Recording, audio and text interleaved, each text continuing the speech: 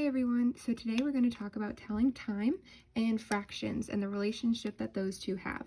We are going to use what we already know about telling time on a clock and have it help us better understand fractions and how to make them and how to understand expressions about telling time.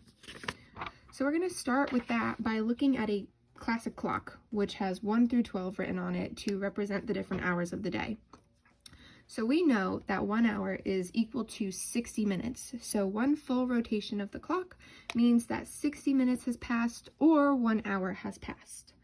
So looking at a clock, we're going to break this down and kind of talk about those expressions about telling time. So a lot of people will talk about telling time by saying, it's 1:15 or it's 6:30. That kind of sounds familiar when we talk about time.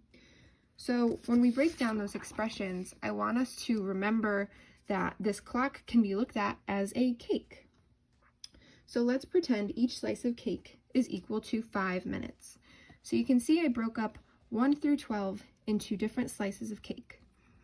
Each of these cakes, like I said, is going to be 5 minutes. So we know that all of our birthday cake together is 60 minutes or 1 hour. So if I were to say I need 15 minutes worth of birthday cake, I would look at this and say this is 5 minutes of birthday cake, this is 5 minutes of birthday cake, and this is 5 minutes of birthday cake. So right here, I have 3 slices of 5 minutes, which is 15 minutes. So if I wanted to make 30 minutes of birthday cake, I would need more 5-minute slices. So I'm going to make 20 minutes, 25 minutes, and 30 minutes of birthday cake. So I had 6 slices. So you can, continue this on to make more minutes. So if I wanted to make 45 minutes, I would go to the 9 because I know I need 15 more minutes of birthday cake. And we're going to kind of start to see a pattern here. So we're going to divide up our slices of cake. So we already know that 3 slices of cake equals 15 minutes. So if we break up a clock into 15 minutes, we can see that there is 4 groups of 3.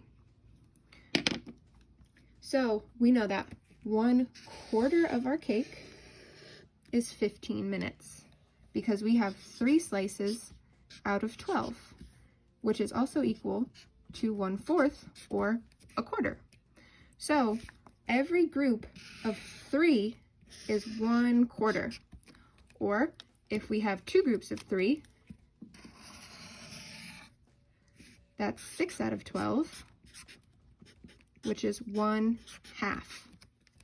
So like I was talking about before, when we have those expressions, like 1:15, that means 15 minutes past 1 because we have 1/4 of our clock or our birthday cake there. Or if it's 6:30, we have half of our birthday cake. So we have 2 groups of 15 minutes, which is 30 minutes or half of an hour. So if I were to say it's 1:15,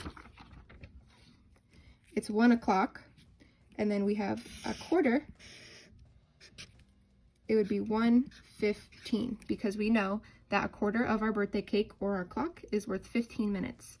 So you can use what you know about telling time and breaking down our clock into cake slices that are worth 5 minutes into understanding those expressions about time. So we can use that knowledge and we can use those expressions and connect the two to better understand both of them.